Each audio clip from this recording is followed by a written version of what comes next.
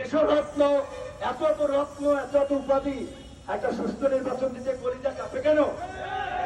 কাঁপে কেন? কেয়ারটেকারের মাধ্যমে নির্বাচনে ক্ষমতায় গিয়েছেন। কেয়ারটেকার দেন, দেখি কার কত জনপ্রিয়তার, কে দেশরত্ন আর কে কি দেখি। দেন না নির্বাচনটা, দিচ্ছেন না তো, দিতে হবে।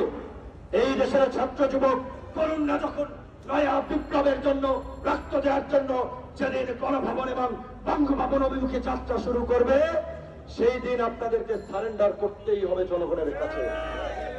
তো খ্রিস্টান রাষ্ট্র কায়েম করবে কারা? আমেরিকা, তাই না? চীনকে বিট করার জন্য আমেরিকা বোধহয় আপনাদেরকে এই কথা বলছে। শ্বেতাঙ্গ মানে আমেরিকাকেই তো ইন্ডিকেট করছেন, তাদের কিনা অনেক কথা বলছেন।